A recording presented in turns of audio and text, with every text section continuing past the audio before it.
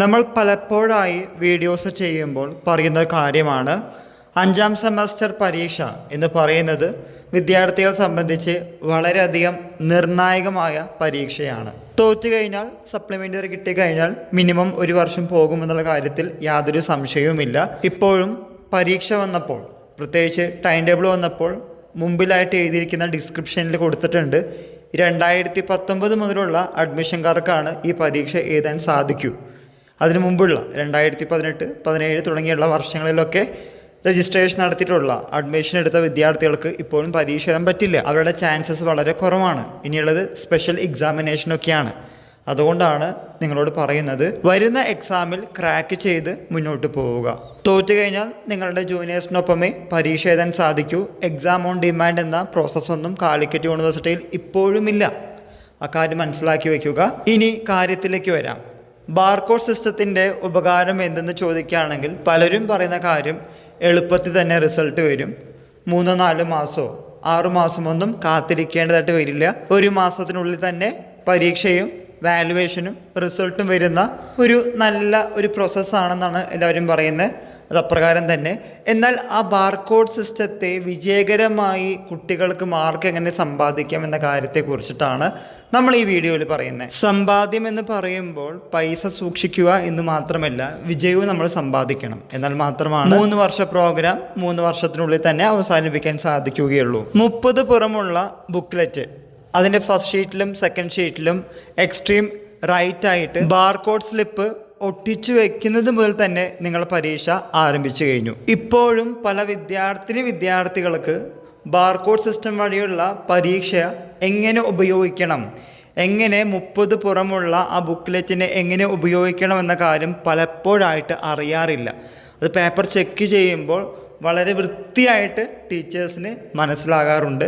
കുട്ടികൾ കൂടി ആ കാര്യങ്ങൾ മനസ്സിലാക്കി കഴിഞ്ഞാൽ ജയിക്കാനുള്ള പോംവഴികളും അതിലുണ്ട്. ആദ്യമായി നിങ്ങളോട് പറയാനുള്ളത്, ഓരോ പാർട്ട് ക്വസ്റ്റ്യൻസും ആ ലെവലിൽ തന്നെ, ആ ഓർഡറിൽ തന്നെ എഴുതി അവസാനിപ്പിച്ചിരിക്കണം. 1 വേർഡ് സെറ്റ് ഓഫ് ക്വസ്റ്റ്യൻസ് ആണെങ്കിൽ 1 വേർഡ് സെറ്റ് ഓഫ് ക്വസ്റ്റ്യൻസ് ആദ്യം എഴുതുക. 2 മാർക്സ് 3 മാർക്സ് 4 മാർക്സ് 5 മാർക്സ് എങ്ങനെയാണെങ്കിൽ ആ സെറ്റ് ഓഫ് ക്വസ്റ്റ്യൻസ് തന്നെ നിങ്ങൾ ക്രമമായിട്ട്, അല്ലെങ്കിൽ അതിനെ മാത്രം മിക്സപ്പ് ചെയ്ത് എഴുതുന്നത് നല്ലതാണ്. അല്ലാതെ പാർട്ട് എ ആദ്യം എഴുതി, പിന്നെ പാർട്ട് ബി ഇടയ്ക്കെടുത്ത് എഴുതി, പാർട്ട് സി എഴുതി, പിന്നെ വീണ്ടും പാർട്ട് എഴുതി, അങ്ങനെ അവയിൽ പോലെ എഴുതി കഴിഞ്ഞാൽ ടീച്ചേഴ്സിന് പേപ്പർ നോക്കാനും മാർക്ക് എഴുതാനും വളരെയധികം ബുദ്ധിമുട്ടാണ്. അത് ചിലപ്പോഴൊക്കെ നിങ്ങളുടെ മാർക്കിനെ സ്വാധീനിക്കാറുണ്ട്. രണ്ടാമത്തേതായി നിങ്ങളോട് പറയാനുള്ളത്, മാർക്കും സമയവും നല്ല രീതിയിൽ നിങ്ങൾ തുലനം ചെയ്യണം. പഠിച്ചവർക്ക് സമയവുമില്ല, പേപ്പറുമില്ല.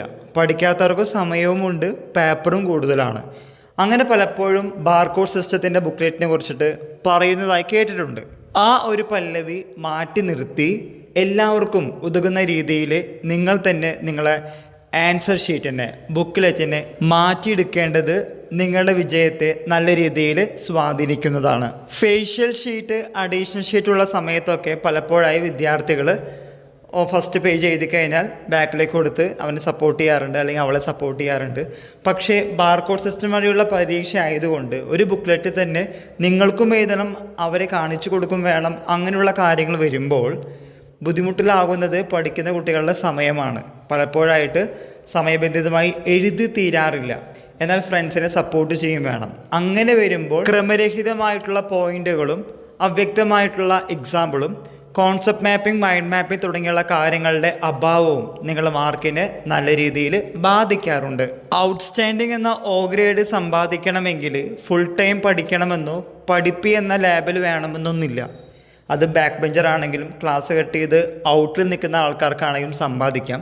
പക്ഷേ ചില ടിപ്സ് ആൻഡ് ട്രിക്സ് പരീക്ഷയ്ക്ക് മുമ്പും പരീക്ഷയിലും ഉപയോഗിച്ച് കഴിഞ്ഞാൽ നേടാവുന്നതേ ഉള്ളൂ എന്ന കാര്യം നിങ്ങൾ മറന്നു പോകരുത്. പിന്നെ നിങ്ങളോട് പറയാനുള്ളത്, എസ്സേ ടൈപ്പ് ക്വസ്റ്റ്യൻസ് എഴുതുമ്പോൾ എഴുതി വന്നപ്പോൾ പോയിന്റ് ചിലപ്പോൾ കുറഞ്ഞതുകൊണ്ട്, അല്ലെങ്കിൽ ആ കോണ്ടന്റ് കുറച്ച് കുറവായതുകൊണ്ട് സ്ഥലം വിട്ട് അടുത്ത ക്വസ്റ്റ്യൻ എഴുതും. അവിടെ എഴുതുമ്പോഴും കോണ്ടന്റ് കറക്റ്റ് അല്ലാത്തതുകൊണ്ട് നമ്മൾ വീണ്ടും സ്ഥലം വിടും. അങ്ങനെ സ്ഥലം വിട്ട് ചില ക്വസ്റ്റ്യൻസിന് ആൻസർ ചെയ്യാൻ സമയവുമില്ല, സ്ഥലവുമില്ല. അങ്ങനത്തെ അവസ്ഥ വരാറുണ്ട്. അപ്പോൾ അതുകൊണ്ട് നിങ്ങൾ ഒരു എസ്സേയുടെ ആൻസർ എഴുതുമ്പോൾ ശ്രദ്ധിക്കേണ്ട കാര്യം, വേണ്ട പോയിൻറ്റ്സൊക്കെ ആദ്യം നിങ്ങൾ എന്ത് ചെയ്യണം, അയവറക്കണം. പശു അയവറക്കുന്ന പോലെ അയവറുത്തിട്ട് അതിനൊരു സൈക്ലിക് ഫോർമാറ്റിലേക്ക് കൊണ്ടുവന്നതിന് ശേഷം മാത്രമേ എസ് തുടങ്ങിയിട്ടുള്ള ക്വസ്റ്റ്യൻസ് എഴുതാൻ പാടുകയുള്ളൂ.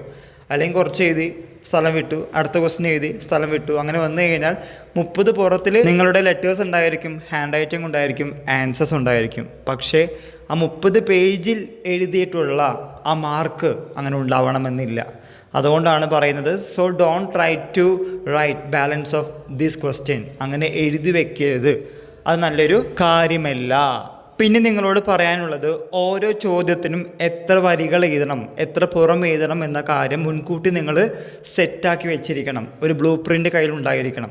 അതിൽ കൂടുതൽ എഴുതാൻ പാടില്ല. അതിൽ കൂടുതൽ എഴുതി കഴിഞ്ഞാൽ സമയവും കിട്ടില്ല, ക്വസ്റ്റ്യൻ എല്ലാം അറ്റംപ്റ്റ് ചെയ്യാനും പറ്റില്ല. അതുകൊണ്ടാണ് വീണ്ടും ആവർത്തിക്കുന്നത്, നിശ്ചിത സമയത്തിനുള്ളിൽ വേണ്ട പോയിൻറ്റ്സുകളുള്ള ഒരു കലവറ പോലെ എഴുതി വെച്ചാൽ മാത്രമാണ് നിലവറയിൽ മാർക്ക് സമ്പാദിക്കാൻ സാധിക്കുകയുള്ളൂ. പരീക്ഷയിൽ നിങ്ങൾ ഹൈലൈറ്റേഴ്സ് ഉപയോഗിക്കണം.